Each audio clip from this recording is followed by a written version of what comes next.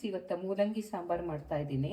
ಇದಕ್ಕೆ ಏನೇನು ಬೇಕು ಅಂತ ಹೇಳ್ತೀನಿ. ಮೂಲಂಗಿ, ಟೊಮೊಟೊ, ತೊಗರಿಬೇಳೆನ ತೊಳೆದಿಟ್ಕೊಂಡಿದ್ದೀನಿ, ಅರಿಶಿನ, ಸಾಸಿವೆ, ಜೀರಿಗೆ, ಎಣ್ಣೆ, ಸಾಂಬಾರು ಪೌಡ್ರು, ಕರಿಬೇವು, ಹುಣಸೆಹಣ್ಣು ನೆನೆ ಹಾಕಿಟ್ಟಿದ್ದೀನಿ, ಹಿಂಗು, ಒಗ್ಗರಣೆಗೆ ಉಪ್ಪು.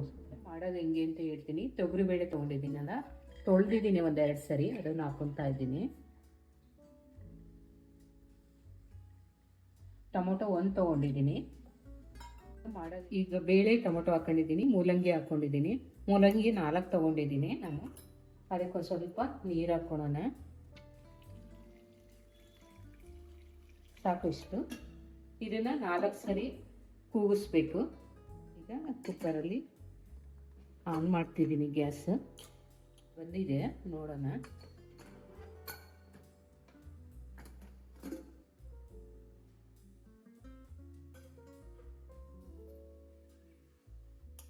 ಇದೆಲ್ಲ ಬೇಳೆ ಎಲ್ಲ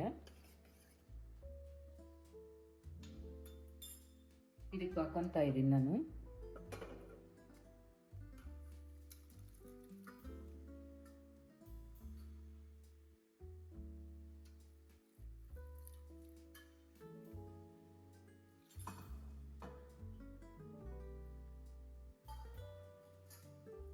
ಗ್ಯಾಸ್ ಆನ್ ಮಾಡ್ಕೊಳ್ಳೋಣ.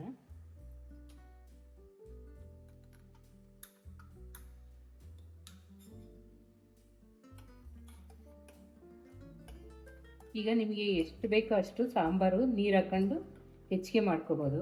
ಈಗ ಹೇಳ್ತೀನಿ ಹೆಂಗೆ ಮಾಡೋದು ಅಂತ. ಹುಣಸೆಹಣ್ಣು ಹಾಕೊತಾ ಇದ್ದೀನಿ ಸ್ವಲ್ಪ,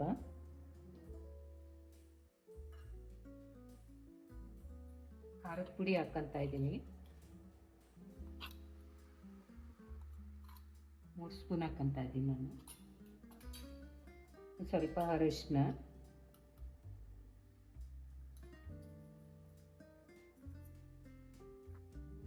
ಈಗ ಕುದೀಲಿ ಇದು ಚೆನ್ನಾಗಿ.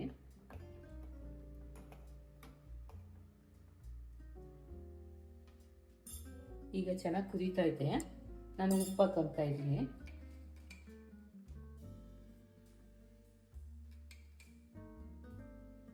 ಬೇಗ ಮಾಡ್ಕೋಬೋದು. ಈಗ ಆ ಕಡೆ ತೆಗೆದಿಡ್ತೀನಿ ನಾನು.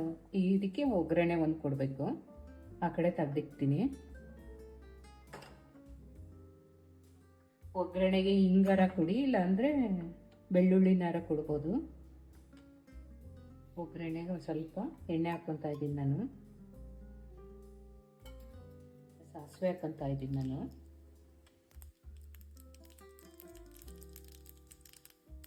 ಸ್ವಲ್ಪ ಹಿಂಗೆ ಹಾಕ್ಕೊತಾ ಇದ್ದೀನಿ.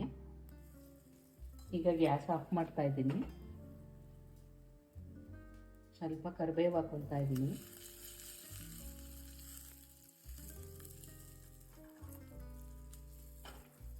ಈಗ ಸಾರು ಹಾಕ್ತೀನಿ. ಈಗ ಮೂಲಂಗಿ ಸಾಂಬಾರು ರೆಡಿಯಾಗಿದೆ. ಅನ್ನದ ಜೊತೆ ಚೆನ್ನಾಗಿರುತ್ತೆ. ಶೇಂಗಾ ಪುಡಿ, ಕಡಲೆ ಪುಡಿ ಅಂತೀವಲ್ಲ, ಅದು ತುಂಬ ಚೆನ್ನಾಗಿರುತ್ತೆ. ಮಾಡ್ಕೊಂಡು ನೋಡಿ ಫ್ರೆಂಡ್ಸ್, ಹೆಂಗಿದೆ ಅಂತ ತಿಳಿಸಿ. Thank you.